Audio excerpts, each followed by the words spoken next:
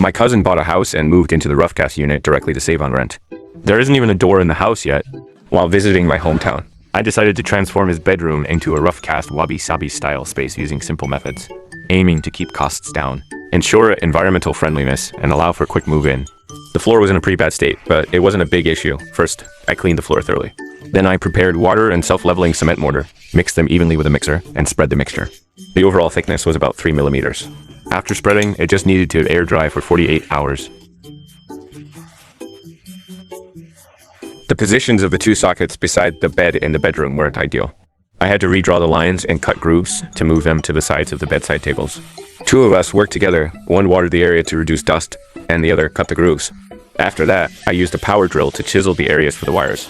I left one socket above and one below each bedside table. Threaded the wires and pipes, buried them in newly cut grooves. Filled the grooves with cement mortar to level them, and waited for it to dry. I found some old wooden floorboards. Their condition probably wasn't good enough for the floor, so I decided to repurpose them to make a headboard feature wall. I cut all the floorboards in half and prepared floorboards of 3 different thicknesses, cutting them into various lengths. Then I cut some wooden keels, fixed the framework of the feature wall with the help of a laser level, and laid a baseboard on the framework, extending the wall all the way to the ceiling. Then I nailed the cut floorboards onto the backing board in a staggered pattern. With just wooden boards and no glue, there's no need to worry about formaldehyde. It's very eco-friendly. I finally finished the entire feature wall after an afternoon's work. Next came the key part. I used coblite strips. I cut them to the right length of the copper sheet connections, peeled off the adhesive backing, and stuck them directly into the pre-reserved grooves on the feature wall. After connecting to a low-voltage power supply at the bottom, when turned on, they created an advanced effect of seeing the light, but not the light source, serving as auxiliary lighting for the bedroom. The warm light made the bedroom cozy. To solve the problem of dust on the roughcast walls, I prepared transparent primer and applied 2 even coats to seal the dust. Then I used matte polyurethane top coat and rolled it on twice. Once dry, it formed a hard and transparent protective layer, providing waterproof and stain-resistant functions. This meant there was no need to lay floor tiles mopping the floor. When it got dirty, it was no problem, even when walking barefoot. I decided to change the bedroom's lighting system to a surface-mounted no-main light design. I installed a lighting track at the head and another at the foot of the bed, and connected the main light wires to the tracks using steel pipes. There are various types of lights for the tracks. You can install pendant lights above the bedside tables and spotlights for the feature wall. It offers high flexibility, rich lighting effects, and is easy to assemble, disassemble, and repair. It was time for the furniture. My cousin gave me an old solid wood door panel from the family when I moved to a new home, which I used to make a desk. This time, to help my cousin move in quickly, I gave him a set of solid wood furniture. The whole wardrobe is made of edge-glued oak boards, with a traditional cross, bracing technique, added to effectively prevent deformation and cracking. The edges are rounded, feeling smooth and preventing accidental bumps. The traditional craftsmanship is combined with an embedded track.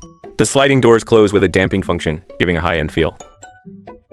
Next to the wardrobe, I installed a light switch made of solid wood and copper to enhance the room's texture, and also replaced the nearby sockets with solid wood ones. Then I assembled a solid wood walnut bed. The entire frame is made of solid wood, and the bed box provides extra storage space. Especially the headboard, wrapped in leather, feels extremely soft and comfortable. The wood has been chamfered and polished, feeling very smooth, and it matches the solid wood feature wall and the overall style perfectly. I used a power drill to make holes in the adjacent wall and installed 2 solid wood floating bedside tables with expansion bolts. When powered on, they have lights at the bottom, making cleaning a breeze.